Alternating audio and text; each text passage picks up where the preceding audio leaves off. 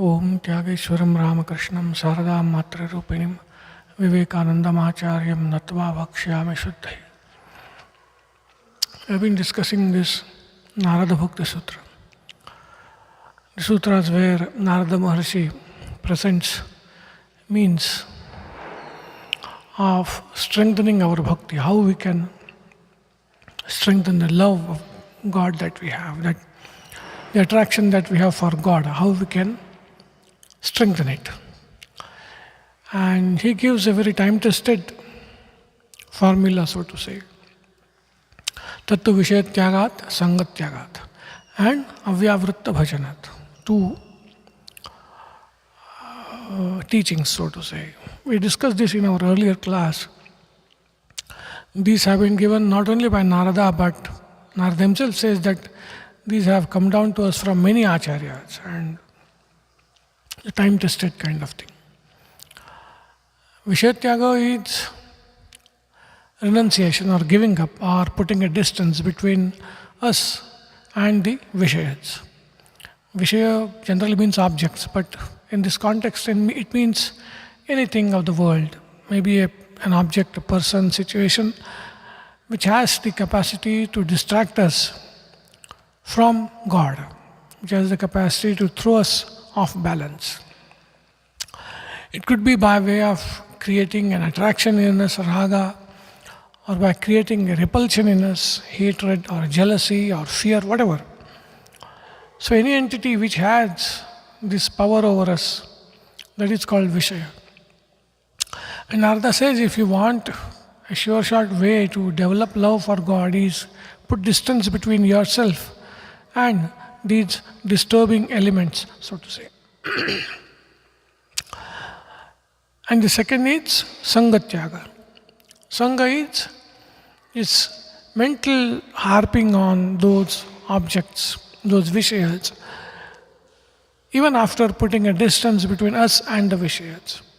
Like what has influence over me is not in the near proximity. I have managed to put distance between myself and the Vishaya. But my mind keeps on harping on it. That is what is called Sangha. Harping of the mind on the objects for whatever reason in the absence of the objects. So there is abstinence. There is this distance between myself and the object, disturbing object. But the mind has not given up its attachment to it. So that is called Sangha. And Narada says you have to give up this mental harping on the objects that disturb your mind. So stay away from objects that disturb your mind and stop thinking about the objects. This way, the emotional capital, so to say, is saved. So much of emotional energy is drained because of our reactions to the world and its entities. So much of energy we keep on throwing away. That is saved. The emotional capital, the pranic energy, everything is saved, and then Narada says use it for a very fruitful purpose called Avyavritta Bhajana. That is continuous worship of God. Here bhajana means a simple worship. You can call it worship because it is to be done avyavritta, that is continuous. So it cannot just be one practice. We cannot practice any one practice. We cannot conduct any one practice continuously. So it's a basket, so to say. You can japa, dhyana, whatever, meditate, reading of scriptures, many ways of staying in touch with God. So that is the literal translation of these two sutras. We also saw that in letter and spirit, it is not possible for most of the people to follow this advice because we have to live in the world. We have to conduct our business. We have to meet with all types of people. And always, it is not possible for us to put a distance between us and these objects, which, so to say, have influence on our mind, which have the capacity, power to distract our mind. We always cannot put a distance between us and just such objects. It is just not possible. We can't, if we have to do it in letter and spirit, we'll have to give up everything and go away and shut ourselves up somewhere where nobody comes, no objects. Then only Vishayatyaga, complete Vishayatyaga is possible. And that is a question about affording and how many are competent to do it. Suppose we do it, are we competent to make use of so much of time and energy that is saved for avyavritta bhajana? Many people will just go mad if they have nothing to do, nothing of the world to do. So this doesn't seem very practical for most of the people if we have to follow in letter and spirit. Narada is also aware of that, and hence the third sutra in this reads was Lokepi Bhagavad Guna Shravana Kirtana. And he said, yes, I understand you have to live in the world, Loka. You have to conduct your activities. You have to mix with such people, such objects, such situations which have the power to throw you off your balance. And you can't run away, you can't go away, you can't shut out yourself. So live in the world, in the Loka, but Bhagavad Guna Shravana Kirtana. Shravana and Kirtana, listening and singing Bhagavad Guna, the glories of the Lord. So it's a bhakti way of dealing with this situation. The situation is we can't get away from the world. We have to live in the world. And at the same time we want to develop devotion. We don't want our mind to be disturbed by the world. Now, how do you deal with it? And the bhakti way is you live in the world but keep on singing and listening to the glories of the Lord, to the name of the Lord as you conduct your work. That is the bhakti way of dealing with things, the suggestion of bhakti. And which is fine, which we find many saints, they just breeze through the sea of life or the life of the world by singing and listening to the name and glories of the Lord. So many saints, bhakti saints. So that is one way of dealing with it. This is a serious question. Like this Vishayatyaga, it is not practical.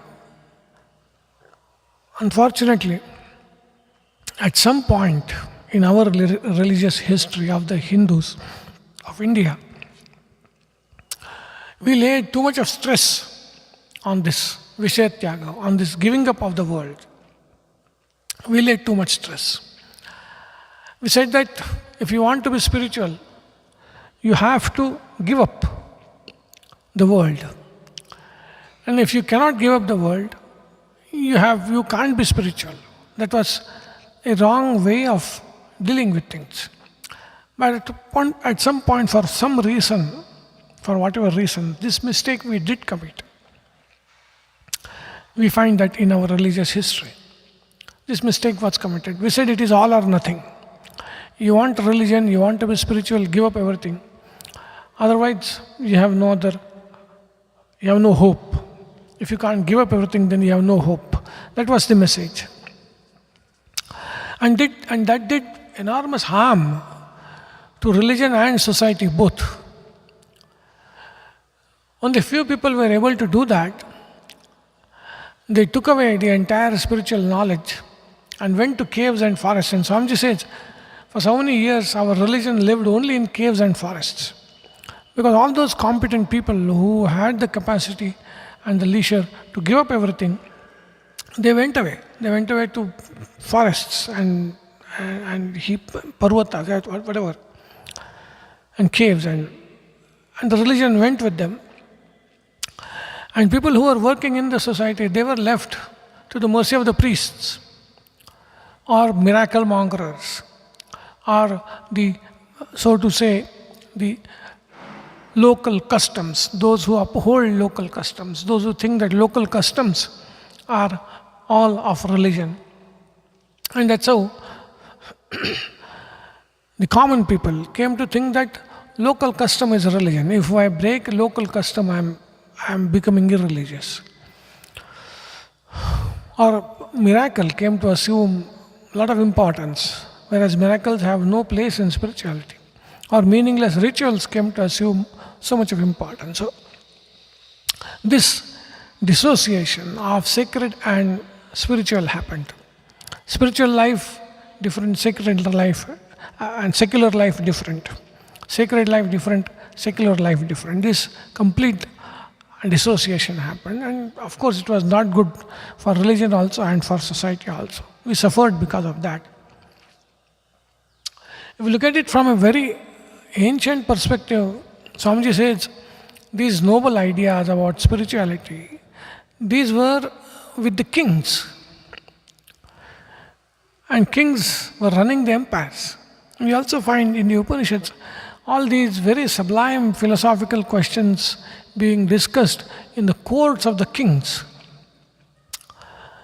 Bhagavad Gita itself was taught on the battlefield. So, when we look at that very ancient point, we find that sacred and secular were not separate, were not dissociated. They lived together. Somewhere in between, this dissociation happened. And that many times, and to some extent, it is continuing even now. Even in our life, see, we have this idea that the spiritual practices I perform, those are sacred activities. And the work I do to earn my day-to-day living, that's a secular activity. So I myself, most of us have this division of sacred and secular. It's not good for individual also. It's not good for our spiritual life, nor is it good for our secular life. Both the lives suffer because of this dissociation, and society also suffers because of this. And that is where the latest one, Sri Ramakrishna, Swami Vivekananda, they came to revive the earlier tradition of Bhagavad Gita and the Upanishad, saying that these two you cannot dissociate the two. It is not that if one has to be spiritual, then one has to give up everything and run away. And if you cannot run away, then you have no hope of being spiritual, of progressing spiritually. They said it is not true. It is not true that a person who had so many commitments in life, such a person, without giving up those commitments, he can't be spiritual. This is not true. He said you can fulfill the commitments and simultaneously you can progress in spiritual life. You can pursue your spiritual ideal even while living in the world, discharging your duties, living in the midst of Vishayas. Those very entities which distract you, which have the power to distract you, you can live in the midst of those and still make spiritual progress. That is what Sri Ramakrishna, Swami Vivekananda, that is the message of Bhagavad Gita, that is the message of the Upanishads. They reiterated that message, that it is possible.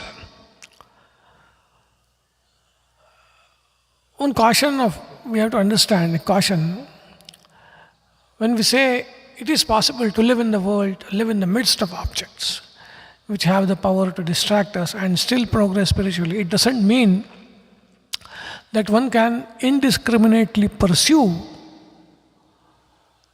sense enjoyments and still progress spiritually. These two are different things. To indiscriminately pursue whims and fancies of one's mind, to indiscriminately pursue sense enjoyments is different. Along with that, spiritual progress is impossible. But one can live in the world without indiscriminately pursuing the sense enjoyments. Without them, one can live in the world. That is the technique, and that is the skill. That is the skill of a devotee, that is the skill of a sadhaka.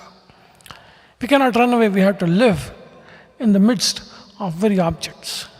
At the same time, we should not allow our mind to be, so to say, as Gita says, to be stolen or to be driven at the mercy of these objects. We have to have that control. So indiscriminate pursuit of sense enjoyments along with that spiritual progress, that is not possible. But one can live in the world in the midst of objects which have the ability to distract us and pursue one's spiritual life with the help of discrimination. That is most important. And that is where discrimination comes into play. If one has to do this Herculean task of living in the world, performing one's duties, discharging one's responsibilities, and at the same time progress spiritually, we have to have very strong personal reasons as to why we want spirituality.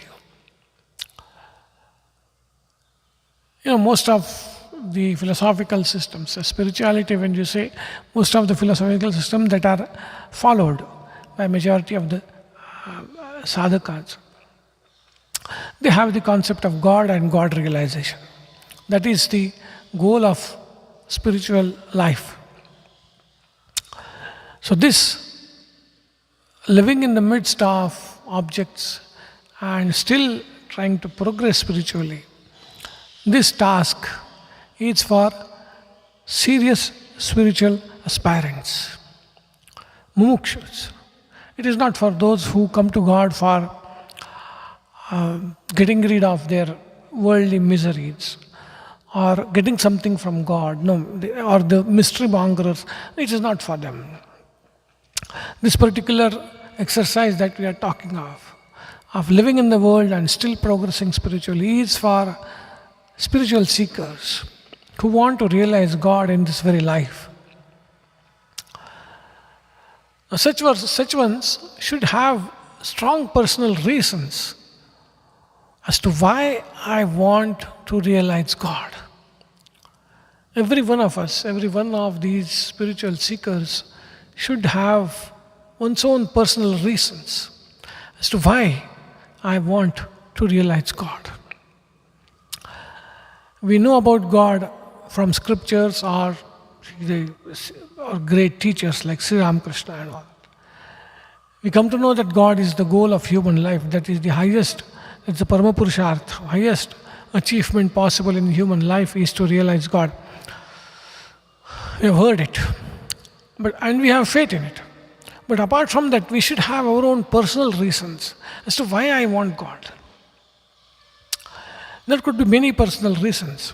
One could be because God is the truth. What we know of ourselves or what we know of the world is only half truth. It is not the full truth.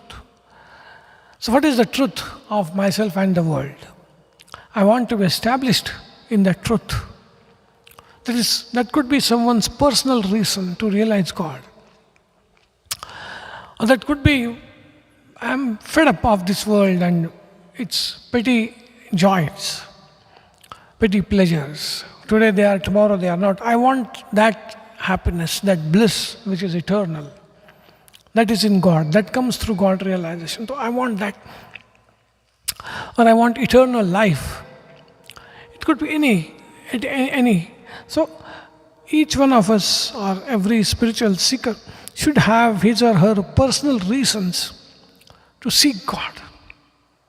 When we try to exactly frame our reasons as to why I want to realize God, so a lot of things become clear to us. So there is that thing should be there. Our clarity of understanding and conviction should be there. And every day we should review our commitment to that ideal. Our commitment we have to review every day. Because this commitment to the ideal, this is going to be our weapon, so to say. This is going to be our strength when we have to deal with the temptations that the world is going to present.